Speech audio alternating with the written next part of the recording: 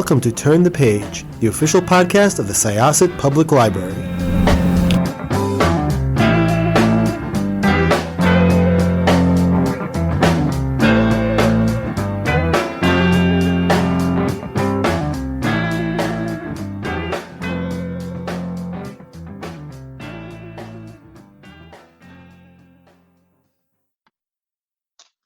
Hi, this is Jessica with Syosset Library's Turn the Page podcast, and I'm really excited to introduce our guest. Yeah, my name is E.K. Johnston. I'm an author of 10 books, including Star Wars Queen's Shadow and Star Wars Queens Peril. Which is awesome, and the Queen's Peril just came out, and am I Yes, correct? June 2nd. So Queen's Shadow, because the way that I always describe it is that Star Wars is a gigantic ball of causality. So it doesn't really matter what you read first or what you watch first. So Star Wars Queen's Shadow takes place between The Phantom Menace and Attack of the Clones. And it's the story of Padme when she's making the transition from being Queen Amidala to being Senator Amidala. And a lot of things change. She gets a whole new support team. She gets a whole new wardrobe, which is important because her wardrobe does a lot of work. And she runs into a bunch of new dangers, and she has to meet and impress new people. So it's very much going from being like a big fish in a small pond as Queen of Naboo to being like a regular sized fish in a gigantic pond, because the Galactic Senate is just so huge. Queen's Peril takes place during the Phantom Menace. So it a little bit before the Phantom Menace and then during the Phantom Menace. So it actually takes place before Queen's Shadow. But Star Wars is, as I said, a gigantic ball of timey-wimey shenanigans. So it doesn't really matter. Queen's Peril is the story of Padme's election to being Queen of Naboo, and the way that she forms her first team of handmaidens after the girls are brought into her life. And the sort of various interpersonal problems they have and political problems they have, all of which are kind of like thrown for a huge loop when the Trade Federation invades the planet. So they have to deal with, the plot of the Phantom Menace as part of the book.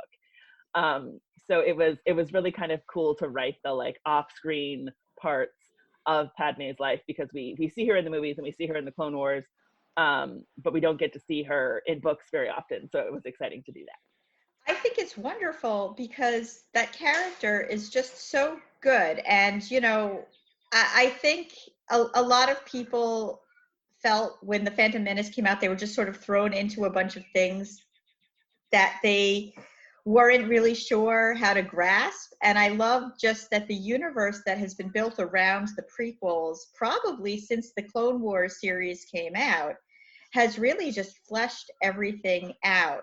Yeah, the prequels, I think, I have always loved the prequels.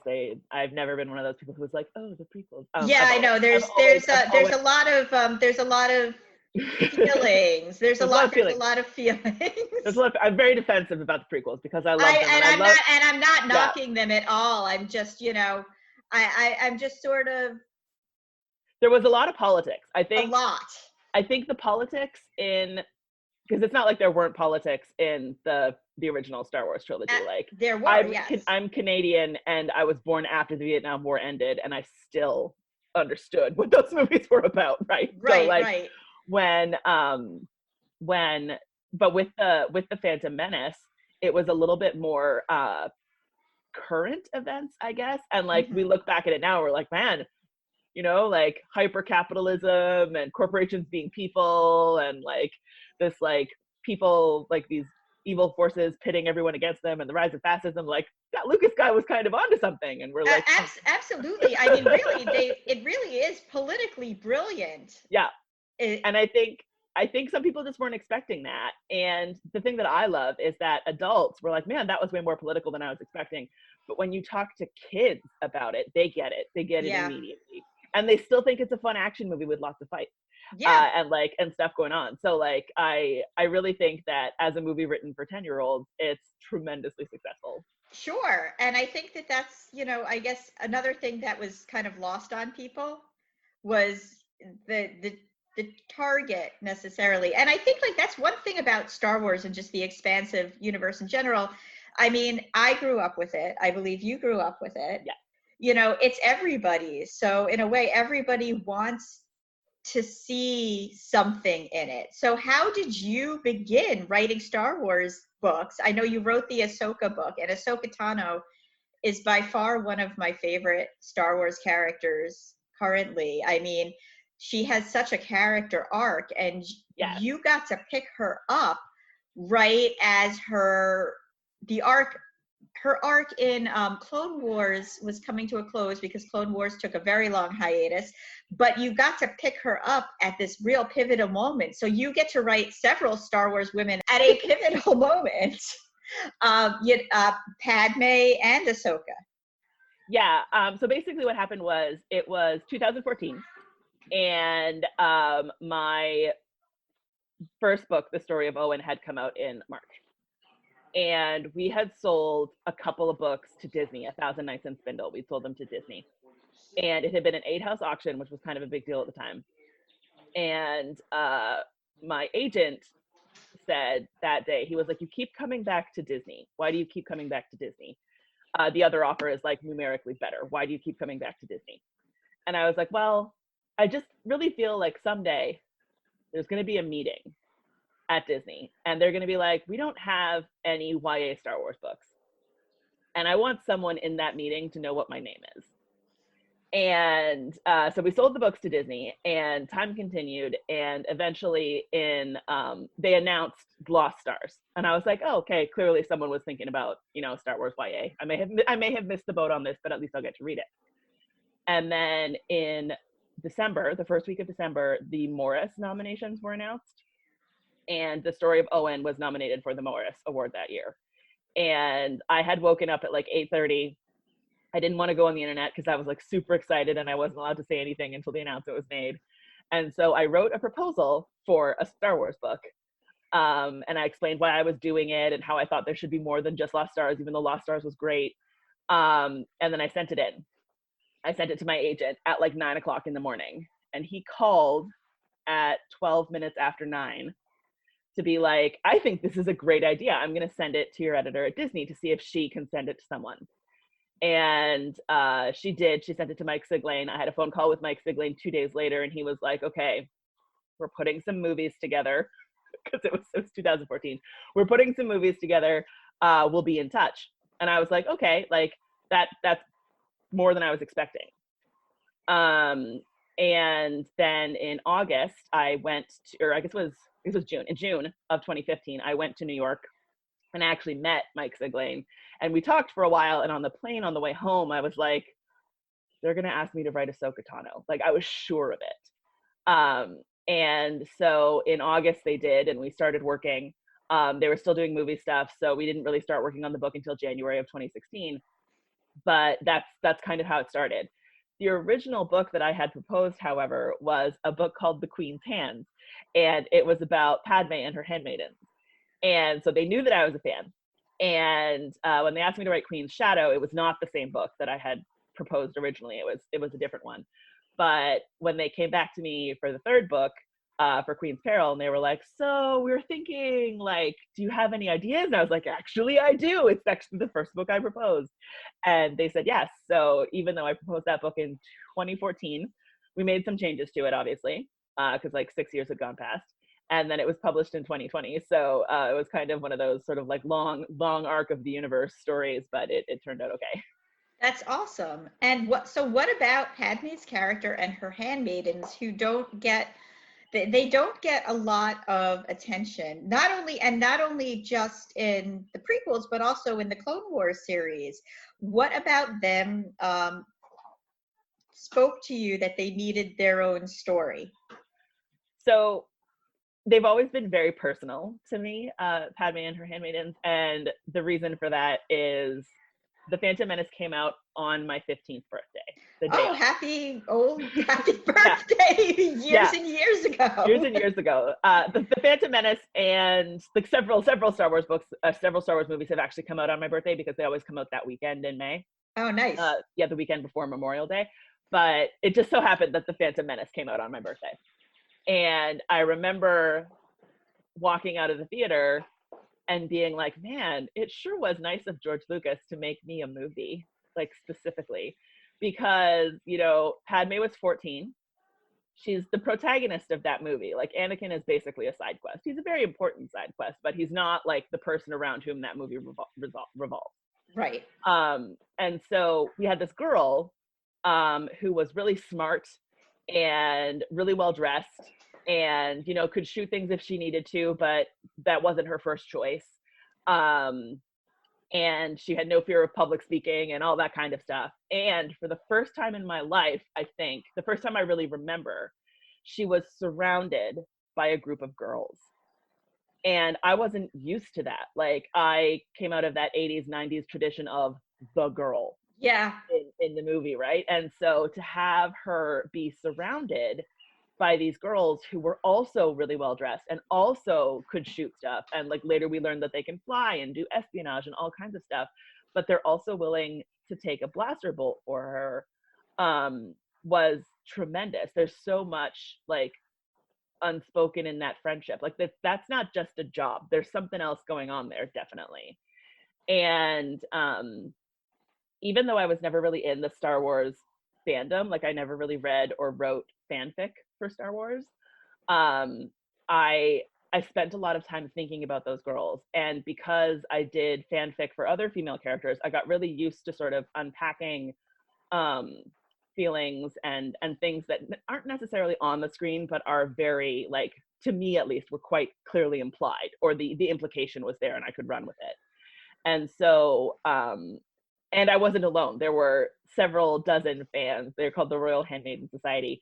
And they, you know, they pieced together who these actresses were and every picture of them. And this was before the Internet Movie Database. We had to like go through stills in magazines and screen caps online. It was a challenge to do any kind of film research in those days.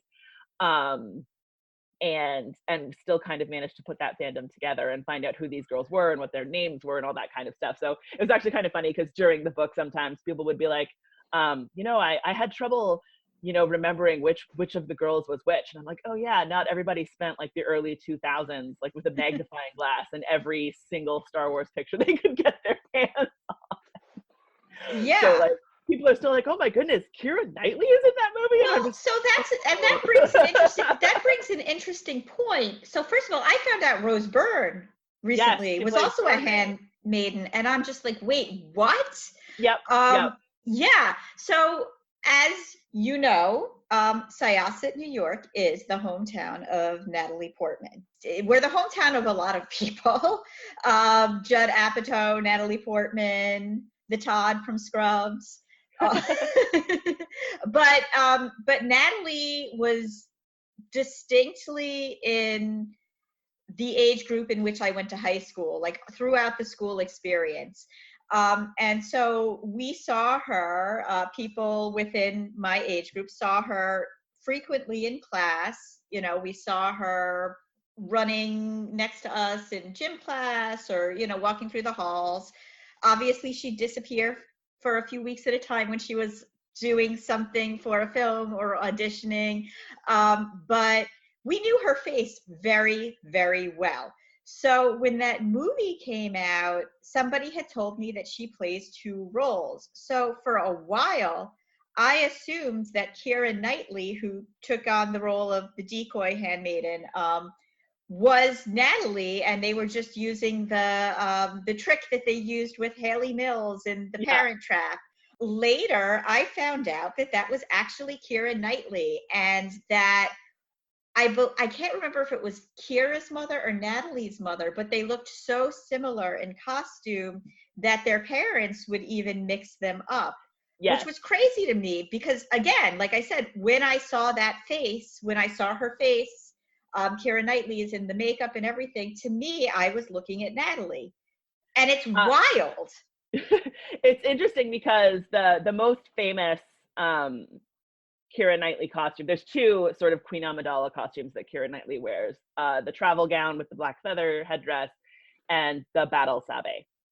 And the battle sabe is relatively obvious because at that point you're supposed to be able to tell them apart. But the travel gown is interesting because they tricked us. In the movie, it's Keira Knightley, but in all of the publicity stills, it's Natalie Portman. So like I have like one of the released in 1999 like collectible dolls, fashion dolls. And when you look at the picture of the doll, like on the back of the box, one of them is the publicity shot, so it's Natalie Portman, and the other one is a shot from the movie, so it's Keira Knightley. And the thing that I thought was interesting about that was that they didn't fool me for a second. I have always been really good at bone structure. Right. I'm a little bit face blind, so I don't tend to look at, especially when people are wearing that much makeup. When I look at a person's face, I try to recognize other things about them because I'm not going to remember what they look like. And so when as soon as Padme showed up, I was like, wait a minute, that's definitely not her. And so it was kind of nice because it meant that like me as the viewer, I got to have this like secret with Queen Amidala and Padme for the whole movie. And then when they surprised everyone at the end, I was like, yep, told you so. And that was awesome. And so Sabe she's the protagonist or one of the Queen's shadow. Yeah. Yes. So how did you go about just sort of fleshing out her character? With Ahsoka, we saw Ahsoka grow from the movie to the moment she left the Jedi Order behind. Yeah. But Sabe, we know things about her from just kind of watching her actions and sort of just picking up on nuances in the scenes that she was in. But to bring her to full force to, the young woman who's willing to literally sacrifice her life for Padme, that bond has to be very strong. So how did you go about fleshing that out? I think one of the things that I sort of drew on a lot for Queen's Shadow and Queen's Peril, actually, was that in a book, you can do things that you can't do in a movie. The reverse is also true. You can do a lot of things in a movie that you can't do in a book. But the big thing that you can do in a book that you can't do in a movie is that you can go into a character's head. And you could really only do that in a movie if you like Ferris Bueller it. Like there's ways to do it, but they're all a little bit awkward.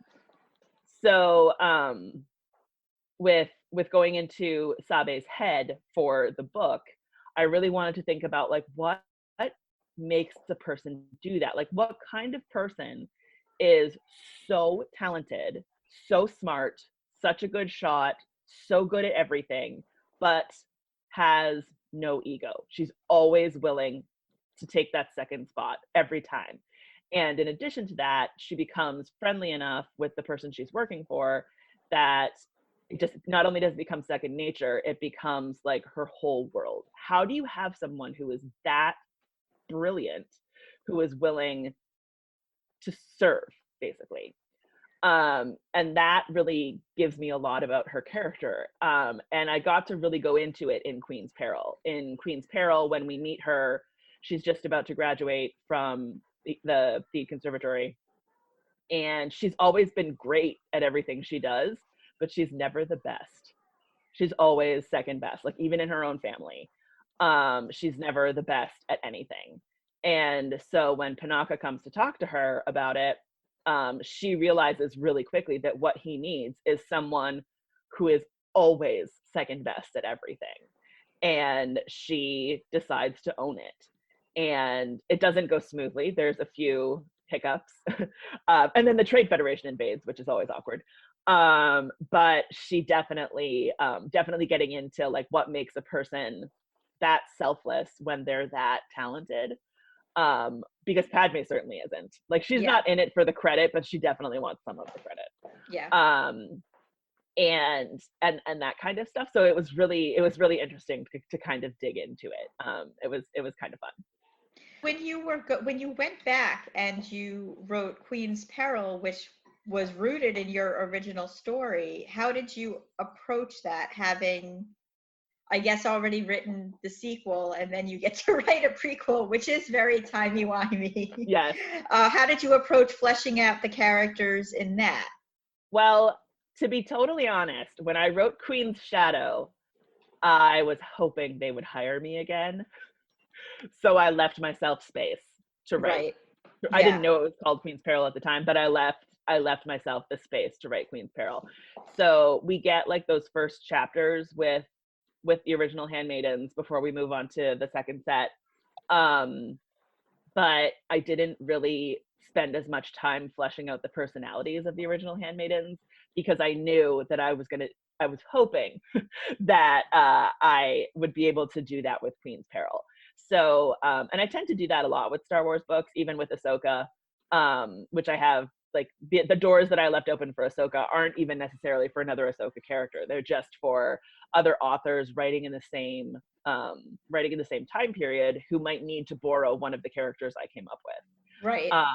And so I did that with Queen's Shadow a lot. I left myself a lot of space to go back and write everybody's kind of background and what they did during the occupation and all that kind of stuff. So it was a little bit of planning on my part, but mostly it was, I knew that the books were going to be two very different things, so I didn't have to borrow really anything from Queen's Peril to write Queen's Shadow, or vice versa, which was handy. I have a lot of thoughts about Padme.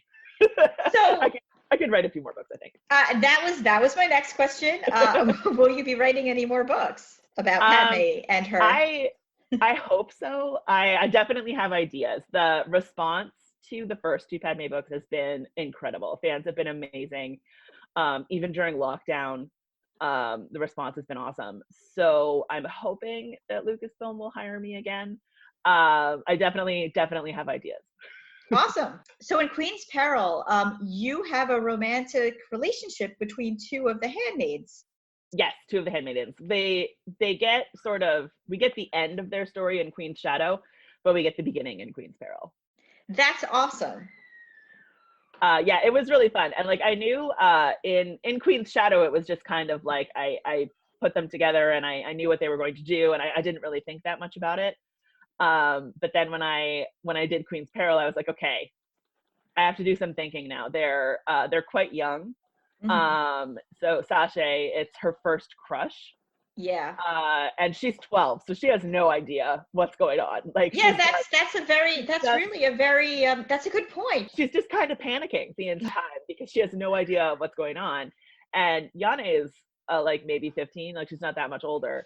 So they definitely have like some awkward moments. And it's kind of, I usually describe it as like she has her like queer disaster panic. But Sashay does what I think girls often do when they are confronted with a crush and they don't know what to do with it, which is they just pretend that the object of their crush does not exist. Which is awkward for Sashay because she lives with Yane. So they have to work together, and so and then eventually they end up living through the occupation together. So they definitely have some awkwardness. But it was really fun to write because we don't get, especially in a queer relationship, we don't get those sort of early awkward phases very often. Like a lot of times it's a coming out story, Mm-hmm. or it's sort of like an established story, and then there's like people hate them because they're queer. But with Sashay, she's just like, what is my body doing? Like, I don't understand my feelings. Which is a really valid experience for so many people. And I think that's why it's important to tell the story, and especially like within the Star Wars universe. Of course, there are queer people in Star Wars. It's a huge universe. It's a huge galaxy, yeah. I mean, who knows? Characters that we know could already be, which I think you explored very slightly in the Ahsoka book. We see Ahsoka have a little bit of romantic feelings for Lux Tari. Yeah. But then in the Ahsoka book, there's a possible love interest, though it isn't completely fleshed out, with a young woman. Yes. And you're kind of left saying, well, Ahsoka could be feeling romantic feelings for Caden as well. Yeah, and Caden is definitely like definitely all in. Yeah. Oh no, Caden is all in the minute. I think I recall reading that book, and Caden just sits right down on her bed, Yeah, and like, let's just Ahsoka's do like, this. "Wait, what? What is happening?" Yeah. And I think that one of the issues with Ahsoka, there's two main problems with writing an Ahsoka relationship. There's three main problems with writing a Ahsoka relationship. The first is that she's a Jedi trained person, so she was trained by Obi-Wan and Anakin, who are the worst, like subjectively the worst at feelings. Like they're they really are. And so that's the first problem. The second problem is that she is a danger to everyone right now. Like Ahsoka personally, her presence is a danger to everyone right now. And even if Kaden is willing to take the risk, Ahsoka's really not. She's got other stuff she has to take care of.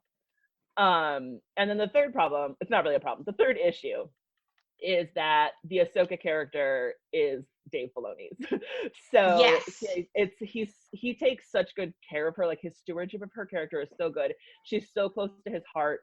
I'm sure that's the reason the Clone Wars came back, right? Was because, well, there was huge fan support, but also Dave had this idea for Ahsoka. And the book showed that fans were ready for more of her. And so I was reluctant to say anything specifically about Ahsoka. But when I'm not allowed to say things specifically about characters, I tend to kind of write them in such a way that they can be interpreted as anything. So like if you wanted to, you could interpret her as, like, I don't know why you would, but if you wanted to, you could interpret her as straight and surprised. I mean, I don't know why you would. If you wanted to interpret her as bi, you could. If you wanted to interpret her as like, oh, apparently I'm a lesbian, you could. If you wanted to interpret her as ace, like, we have not spent enough time together for me to have these feelings yet, like, we could do that too. Like, I really, because I couldn't be specific, I really tried to make her as accessible as possible. It was a nice and I've talked with, especially with kids, I've talked to a lot of kids about her, who, you know, just the option of it being there, even though it's not defined, the option of her being queer is like really cool for them. And I was like, thanks, children think I'm cool. So that one of the scenes from that book was eventually animated in the Clone Wars. A couple of them were, yeah. How was that? That must have been amazing for you. Oh my God. So in 2016, I saw a bunch of art that I wasn't allowed to talk about for 4 years. And I always knew that this comes back to the difference between books and shows again. I always knew that, and they had specifically asked me not to write action scenes. And I was like, how am I supposed to write 1,000 words about the Siege of Mandalore without writing an action scene? And I'm like, yeah, I guess I'll try. And so the way that I decided to do it was to really lean into that things you can do in a book that you can't do in a movie thing. So we spend a lot of that time inside Ahsoka's head or Maul's head, because I knew that the action was going to be different. And so when I finally got to see it, first of all, it was like I didn't know beat for beat what was going to happen. Like I knew generally what was going to happen. But secondly, it was so beautiful that I didn't care. Like, it was amazing. And the fight was great. Like, the fight scenes were amazing. The showdowns between Maul and Ahsoka were fantastic. But the scene that I just, like, the episode, rather, the Order 66 episode where she's trying to save Rex, that was the episode, story-wise, that I knew the most about. And I don't think I breathed for 20 minutes. Like, just watching it unfold was outstanding.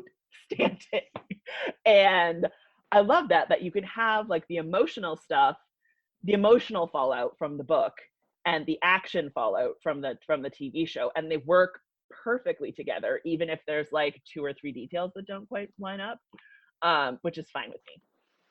Well, I want to thank you once again for talking to us about this. This has been wonderful. So once again, this was Jessica, and my guest was E.K. Johnston. And we are going to close this chapter of Turn the Page. It's time to close this chapter of Turn the Page. Join us for the next episode.